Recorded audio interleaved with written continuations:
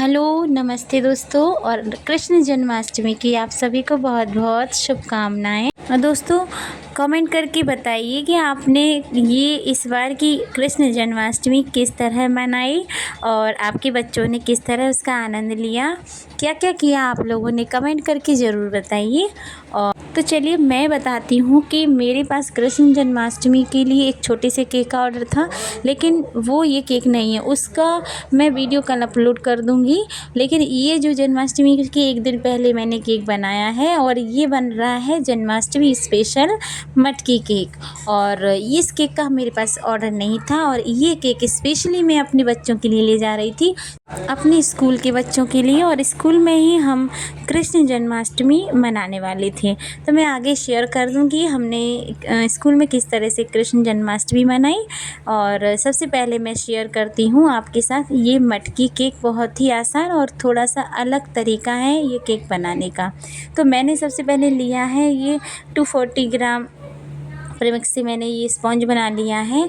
और ये 5 इंच के केक टिन में मैंने बनाया था। लेकिन अब मैं क्या कर रही हूँ, मैं इसकी दो जो लेयर हैं उसको मैं थोड़ा सा छोटा कर रही हूँ इस तरह से कट करके, क्योंकि हमें मटके का शेप चाहिए। तो इसके लिए नीचे छोटी साइज़ का और बीच में बड़ी साइज़ का लेयर चाहिए और ऊपर छोटी साइज़ का। तो मैं 2 लेयर कट कर ली है छोटी साइज़ के।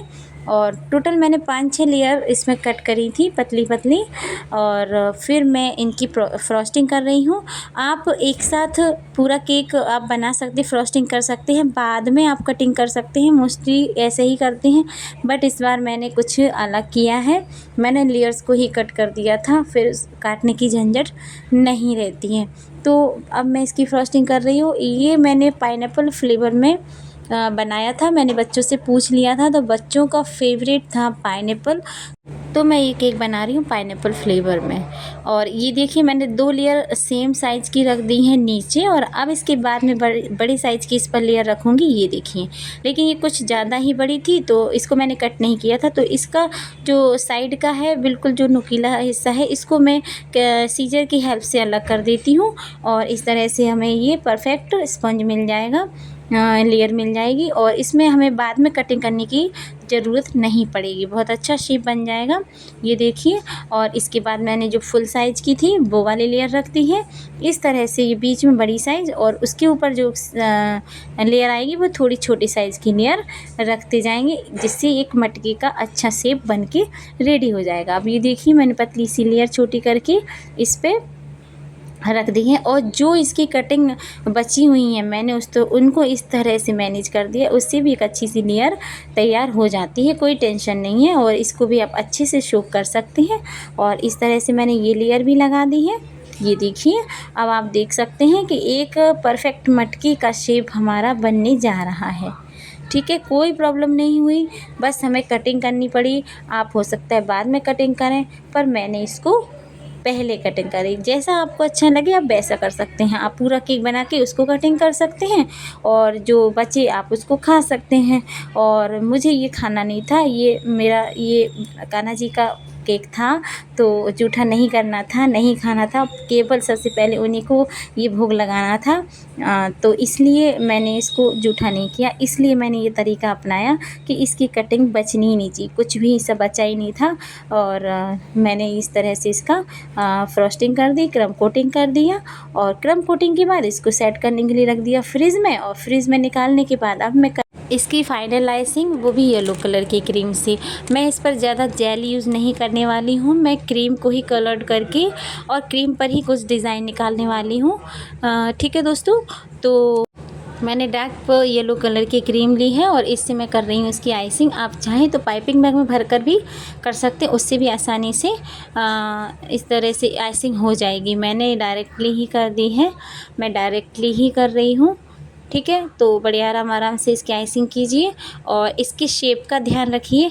दोस्तों क्या होता है, जब हम आइसिंग कर रहे होते हैं तो हमें उसका शेप समझ में नहीं आता, हमें लगता है ठीक है सही हो गया, लेकिन जब उसको हम कैमरे में से देखते हैं ना तो वहाँ पर रियलिटी समझ में आती है कि कहाँ से ये झुका हुआ है, कहाँ से ये उठा हुआ है, कहाँ से बैठा हुआ है। या तो आप किसी और से आप दिखवा लीजिए या खुद आप कैमरे में जाकर देख लीजिए कि आपका शेप सही आ रहा है कि नहीं आ रहा। तो मैं कई बार ऐसा हो जाता है कि हमें सामने से तो ठीक लगता है लेकिन कैमरे में कुछ अनइवन लगता है, तो फिर मैं उसको देखकर फिर उसको ठीक करती हूँ। मैं इस तरह से करती हूँ, मुझे तो ऐसा महसूस होता है। आपको होता हो तो आप कमेंट करके ज़रूर बताइए। दोस्तों आपसे एक छोटी सी रिक्वेस्ट है कि जब आप वीडियो देखें तो उसको पूरा देखा करें, जिससे आपको उसमें कुछ ना कुछ सीखने को ज़रूर मिलेगा, कुछ ना कुछ आपको एक्सपीरियंस ज़रूर मिलेगा। क्योंकि हम देखी दिखाई या सुनी सुनाई बातें शेयर नहीं करते, हम जो काम करते हैं उसी का एक्सपीरियंस आपके साथ शेयर करते हैं। तो ज़रूर मैं 100% गारंटी देती हूँ इसमें आपको कुछ ना कुछ सीखने को ज़रूर मिलता होगा। अगर आपका इंटरेस्ट बेकिंग में है, केक में है, तो अगर आपके सामने ये वीडियो आ रही है तो उसको फुल वॉच कीजिएगा और कमेंट ज़रूर कीजिएगा। अगर आपको वीडियो अच्छी भी ना लगे तो आप लाइक मत कीजिए, डिसलाइक करके चले जाइए, बट कमेंट करके ज़रूर जाइए कि आपको कौन सी चीज़ इसमें अच्छी नहीं लगी। तो ये देखिए दोस्तों मैंने इस पर स्क्रैपर यूज़ नहीं किया है और इस पर स्क्रैपर नहीं चलाना। जहाँ डोम शेप की बात आती है, गोल आकार की बात आती है, तो वहाँ पे स्क्रैपर काम नहीं करता है। वहाँ पर हमें डोम शेप ही, माने इतना सॉफ्ट हमें स्क्रैपर चाहिए जो झुक जाए, मुड़ जाए, जिस वजह से हमारा वो उस तरह का शेप आ जाए। तो मैंने इस पर प्लास्टिक शीट ली है और उससे मैंने इसकी फिनिशिंग की है और आप देख सकते हैं कितनी अच्छी फिनिशिंग हुई है उस प्लास्टिक शीट से। ठीक है, और अब मैं इसका मुंह बना रही हूँ, जो मटके का ऊपर का मुंह होता है। इस पर कोई आपको कुछ तामझाम करने की ज़रूरत नहीं है, खाली आप क्रीम से ही इसका ऊपर का मुंह बना सकते हैं, ये इस तरह से। लेकिन दोस्तों दिक्कत यहाँ आती है, ये जो बनाया है इसको थोड़ा सा फिनिशिंग करने में दिक्कत आती है, तो इसकी फिनिशिंग भी इसी से ही कीजिएगा। ये प्लास्टिक शीट से आप चाहें तो इसको छोटा कर लीजिए, उसकी वजह से और अच्छे से इसमें फिनिशिंग आ जाएगी। और अंदर भी घुमाते जाइए, अंदर से फिनिशिंग और बाहर से, दोनों साइड से फिनिशिंग आप करते जाइए।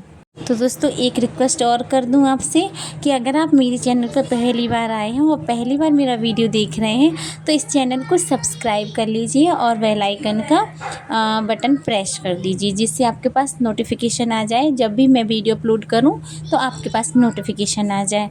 ठीक है दोस्तों, और अगर आपको ये वीडियो अच्छा लगे तो वीडियो को अपने फ्रेंड एंड रिलेटिव्स के साथ शेयर कर लेना। ठीक है दोस्तों, तो चलते हैं अब केक पर। और आप देख सकते हैं कि इस मटकी केक का शेप एकदम परफेक्ट आया है, जैसा कि रियल में मटकी होती है ना, उस तरह से ये मटकी लग रही है। और मुझे ऐसा लग रहा था कि मैं एक मिट्टी की मटकी बना रही हूँ और उसकी डिज़ाइनिंग कर रही हूँ।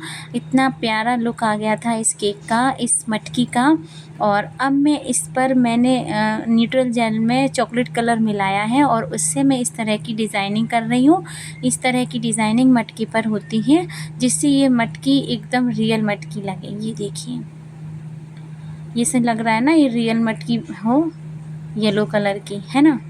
तो अब आगे देखिए, मैंने कुछ इसमें डिज़ाइन और शेयर किया है और ऐड किया है, क्योंकि नीचे मुझे खाली लग रही थी। और इसको जितना सजाओगे उतना ही अच्छा लगेगा, और ज़्यादा भी नहीं, एक लिमिट में, जितना अच्छा लगे उतना।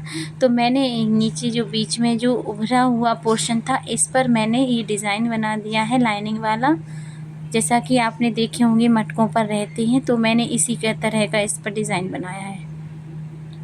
आप बताइएगा अगर ये डिज़ाइन अच्छा लग रहा है, अगर नहीं बनाती तो कैसा लगता, बना दिया तो कैसा लग रहा है। फिर मैंने ली है ऑरेंज कलर की क्रीम, और फिर इसकी जो नेक है, इसकी नेक पर मैंने ये डिज़ाइन बना दिया पर्ल वाला।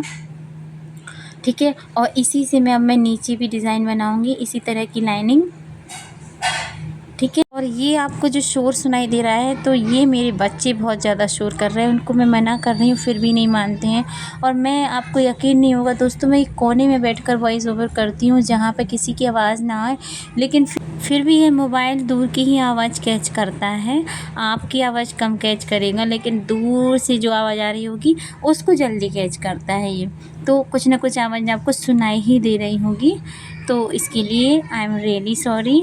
और अब ये देखिए बातों बातों में इसकी मेरी डिज़ाइनिंग लगभग कंप्लीट हो गई है, ठीक है। और अब आती है माखन की बारी, और अब मैं इसमें माखन लगा रही हूँ, और ये है मीठा माखन, ये है क्रीम वाला माखन। तो ये मैंने माखन नीचे पहले पूरा इसका जो मुंह था उसको कवर कर दिया, और आप चाहें तो खाली पाइपिंग बैग को थोड़ा सा कट करके उस तरह से बना सकते हैं। मैंने ये नोज़ल सिंपल राउंड वाली नोज़ल लगाई है, और उससे मैं इस तरह से ये माखन बना रही हूँ। तो दोस्तों माखन बनाने के लिए एक चीज़ का ध्यान रखना है कि आपको क्रीम का टेक्सचर सॉफ्ट रखना है। अगर क्रीम हार्ड हो जाए या फिर क्रीम फटी फटी हुई तो आपका माखन ठीक ढंग से नहीं बनेगा, ठीक है दोस्तों। तो मेरा माखन भी बन गया है, और अब मुझे थोड़ी सी इसमें कलर कम लग रहे थे। अब इसमें मैंने ब्लू कलर की क्रीम ली है और इस पर बना दिए छोटे छोटे हार्ट्स, और ये लाइनिंग ऊपर कर दी है। और अब देखिए छोटी छोटी ये डॉट्स बना रही हूँ, जिससे अब ये थोड़ी सी कलरफुल लगे, और अब शायद मुझे ये परफेक्ट लग रही है। अब मैं इसमें कुछ और ऐड नहीं करने वाली, एकदम बढ़िया मस्त डिज़ाइन लग रहा है। बस कमी है नीचे ग्रास की, ठीक है। और मेरे पास क्रीम कम रह गई थी दोस्तों, तो बस मैं एक ही लाइन बना पाई ग्रास की।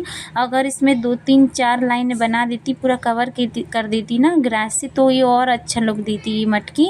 ऐसा लगता कि ग्रास पर ही रखी है ये मटकी, बट मेरे पास इतनी ही क्रीम थी तो मैंने एक ही लाइन बनाकर इसको छोड़ दिया है। फिर भी इसका लुक बहुत अच्छा आ रहा था दोस्तों। और आप देखकर बताइए कि मेरी मटकी, ये कान्हा जी की मटकी केक कैसा आपको लगा, और मेरा ये वीडियो आपको कैसा लगा। अगर अच्छा लगा हो तो वीडियो को लाइक शेयर कीजिए और चैनल को सब्सक्राइब कर लीजिए। और लास्ट में मैंने रख दिया है इस पर मोर पंख, क्योंकि ये तो मेरे कान्हा का केक है, तो उनके लिए तो मोर पंख चाहिए, तो मैंने लगा दिया है मोर पंख। और ये रेडी है मेरे पास, अभी मुरली नहीं थी, मैं लास्ट में इस पर मुरली भी लगा दूँगी। और ये केक जाने वाला था मेरे बच्चों के पास, स्कूल के बच्चों के पास, तो मैं जन्माष्टमी पर इस केक को ले गई थी स्कूल, और स्कूल के सारे बच्चों ने कान्हा बनकर ये केक कट किया। और बच्चों के चेहरे पर इस केक को देखकर जो खुशी हुई ना, वो देखते ही बन रही थी, नाचने लगे थे बच्चे केक को देखकर कि मैम इतना अच्छा केक बना के लाई है हमारे लिए। ये देखिए किस तरह से नाच रहे हैं, और फिर सभी ने मिलकर केक कट किया और सभी ने एंजॉय किया केक को। और मेरा मन बहुत खुश हो गया ये सब देखकर, मेरा केक बनाने का मकसद पूरा हो गया। और ये छोटी छोटी खुशियाँ बहुत मायने रखती हैं दोस्तों। और इसी तरह आप सभी खुशियाँ बांटते रहिए, हंसते रहिए, मुस्कुराते रहिए। और मेरी ओर से आप सभी को फिर से जन्माष्टमी की बहुत बहुत शुभकामनाएं, और मिलते हैं अगले वीडियो में। तब तक के लिए राधे राधे, बाय।